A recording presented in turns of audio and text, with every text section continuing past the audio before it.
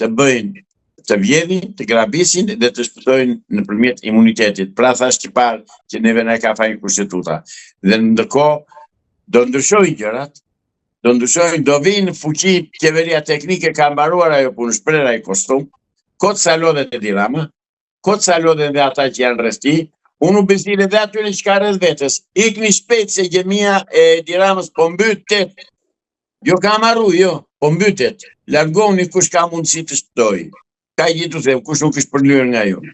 Por dua të denoncoj veprimin që njerëzor që po bëhet në Shkodër me ata pronarët e atyre tokave, se më ndërprerve fjalën, po unë do ta denoncoj.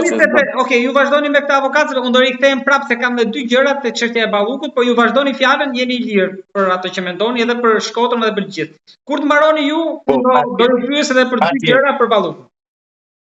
Patjetër. Unë nga ekrani juaj ju bisile gjithë banorëve që ka vajtur ky ulaj të marrë truallin. Bashkim ulaj që them vetëm kaq. Mund ta marrë sot zotëri me një copë letër të falsifikuar siç bëjnë hipotekat tona, por letrat e vitit 1900 ca nuk u afshin dot atyre. Dhe me këto ligje të poshtra që ka bërë kjo qeveri që thot nuk i njoh pronat para vitit 45, nuk merret prona zotëri, nuk vidhet. Jo vetëm kjo, dhe nuk është ky faktori kryesor që ti kryeministri i Shqipërisë po merr pronat atyre. Faktori kryesor është ligji që ke bërë me 7501 që qeveria partia jote. Dhe i vë shqiptarët që të vrasin njëri tjetrin.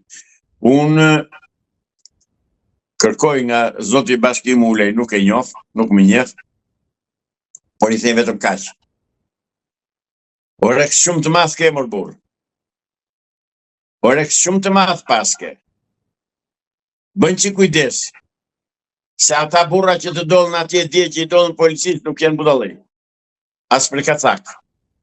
As e kanë kokën të tepërt që ta lënë atje, po ata për atë janë të vendosur. U them policëve që dollën dje në Shkodër, edhe par dje pas i dje, që vende dhe ndalojnë dhe arrestojnë qytetarët. Largoni nga prona atyre se si punë policie. S'ka krim aty. Krimin aty e bën ai që dërgon Bashkim Ulajn edhe quan pronar aty.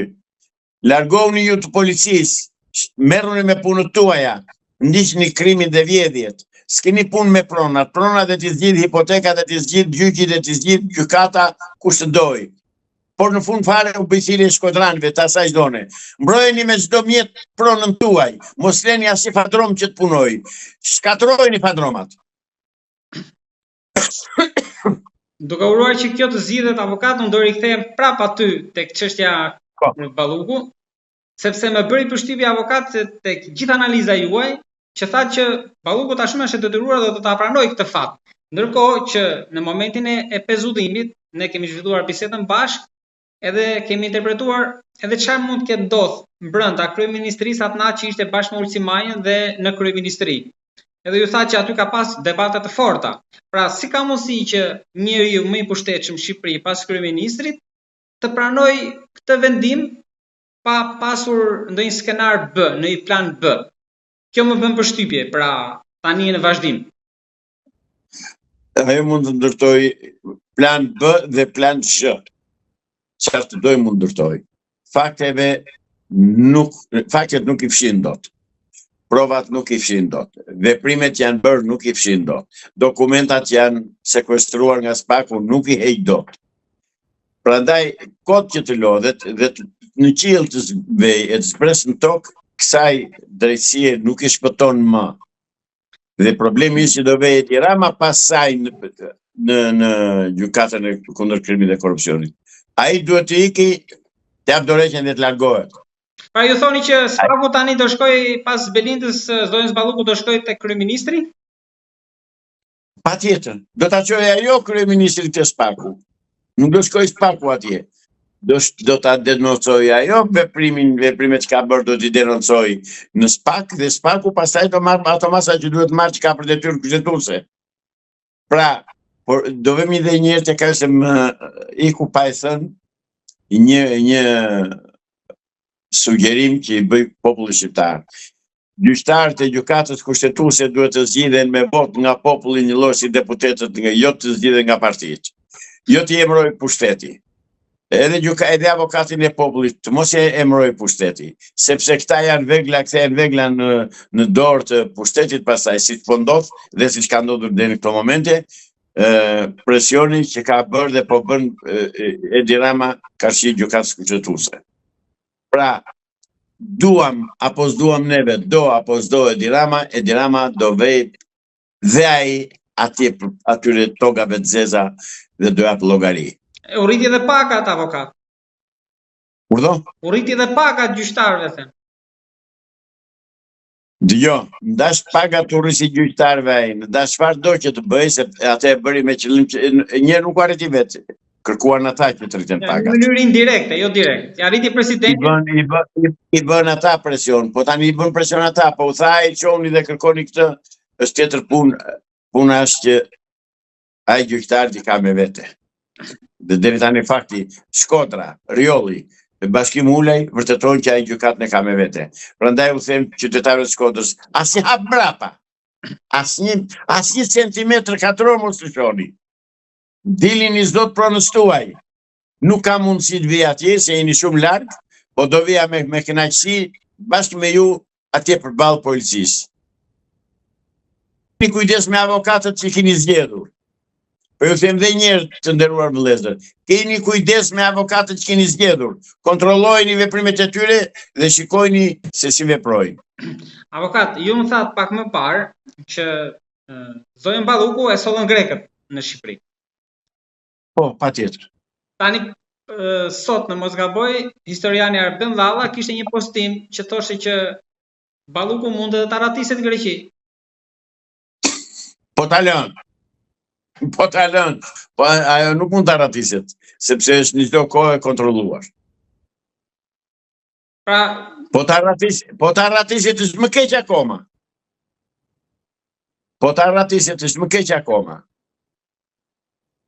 Ajo duhet vetë jap llogari.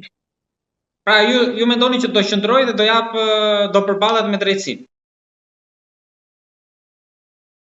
Ajo mund të ketë 20 pasaporta. Mund të ketë dhe pasaport greke, se çudi që e ka, dhe unë besoj se e ka, por nuk i hyn në punë. Nuk i hyn në punë sepse është ndaluar dalja jashtë shtetit.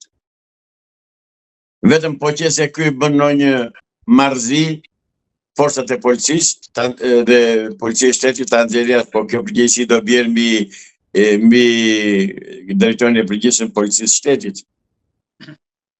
Pra, Ilir Proda ka përgjegjësi themelore nëse ajo largohet. Avokat, edhe diçka kam në raport me ndërkombëtarët të qeverisë të kryeministrit pas këtij vendimi tani. Europën, kancelarit, Shtetet e Bashkuara, pra gjithë ato presionet në mënyrë indirekte nga jashtë për vendimin e gjykatës kushtetuese, duket sikur e dha një lloj fryti se nuk rrëzuan as pakun, as kryeministrin, pra një të mesmetar, edhe tani duket sikur po e hapet rruga pak a pak. Jo, ata rrugët të hapur e kanë, u hap rruga atyre, dhe pengesa kryesore ishte gjykata kushtetuese. Tani do vi puna tek Kuvendi, që të hiqet imuniteti, që në fakt s'kan imunitet, sepse Erion Braçe ka deklaruar që imuniteti i deputetëve shqiptarë është hequr që para 3 vjetësh, 4 vjetësh. Ai autorizimi duhet. Urdhë? Ai autorizimi duhet, them, autorizimi. More, duhet, ajo mund të arrestohet dhe ashtu siç është. Dhe ja heqin, sepse është kapur në flagrancë zotëri. Por veprimet të flagrancë nuk presi që të bësh ti procedura dhe ta shfuqizosh ti mandatin e asaj kur do që i fitoj me muaj të tërë. Jo zotëri. Është kapje flagrancë, janë kapur dokumentat flagrancë. Ja, po është sabotuar në mënyrë të tmerrshme të gjitha veprat që ka dhënë parat ajo dhe janë ndërtuar. Tunelet janë qarë, tuneli Skërpisës rrjedh, tuneli i Murqapës Murrëzit rrjedh, të tërë rrugët janë shëmbur, çfarë duan më. Jo më zotëri, jo, ajo duhet kapur urgjent, duhet marrë urgjentisht, po pas me të dhe ndërtuesit e këtyre objekteve që kanë marrë parat dhe të dalën të thonë se ata do dalën të thonë të vërtetën. që nuk kanë marrë lekët që ka përcaktuar, e kanë edhe në dokumenta, po kanë marrë 30% të vlerës. Të tjerat i merr lubia e madhe me Edi Ramën. Prandaj dhe rrugët janë ashtu, prandaj dhe tunelet rrjedhi, prandaj dhe rrugës bën hekur, sepse nuk janë dhënë parat atyre. Ata duhet dalën tani të denoncojnë faktin që ne kemi punuar me 30% të parave që ka përcaktuar tendin, që tjerat i ka mbajtur Ballukja. Megjithatë, avokat, për ta mbyllur, mua më bën përshtypje që ju mendoni që Balluku nuk ka një plan B. Më bën përshtypje. Nuk mund të ketë, dhe të ketë nuk e realizon dot.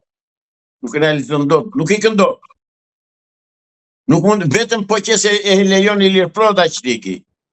Jo, nuk e kam fjalën tek arratisja, por edhe procedura ligjore që ndoshta mund të çojnë deri në skadimin e afatit të kërkesës së gjykatës për autorizimin. Zero plan B. Zero. E pamundur. Ne këtu jemi dhe do ta diskutojmë. Mirë, po deri tani fjalët e mia të kanë dalë, pa mirë se kemi gati 2 vjet që komunikojmë bashkë. Po prandaj e zhvilluam dhe bisedën brap, direkt pas vendimit. Hajde. Unë të falenderoj shumë avokat, edhe në emër të shikuesve tanë. Edhe unë të faleminderit ty për ftesën, edhe për mundësinë që më krijon që të flasim e të ndriçojmë çik shqiptarë se kanë humbur besimin, kanë humbur shpresën, kanë humbur gjithçka. Ndoshta ky vendim mund të jetë një pikë kthese. Patjetër, edhe është kthesë e madhe. Është kthesë e madhe, po ta them unë, nuk është 90 gradë, sa që mendohet, është 180 gradë. Uroj që të ndryshoni mendimin dhe për kreun e Spakut. Jo, pra të nuk ndryshoj mendim. E kam thënë, e them dhe do ta them, ai dhe kaq i bën se ka presion, nuk i bën në dëshirë e mirë, jo. Pra është vepra e Dumanit kjo që jemi tani. As e Dumanit. Është vepra atyre që ngritën dhe paguajnë Spakun, zotëri. Është vepra atyre. Duket se po rrethimi po vjen. Ka mbaruar kjo qeveri. Tani janë ato grahmat e fundit. Po e ngjoj Berisha, po kënaqet me këtë optimizëm. Berisha të mos shkoj si del pra pas dashit, se as Berisha nuk ka përfituar gjë, se është non grata, Berisha është bashkëfajtor me ta. Kaq. Faleminderit shumë. Kurdo, gjithë mirat. Edhe unë të falenderoj.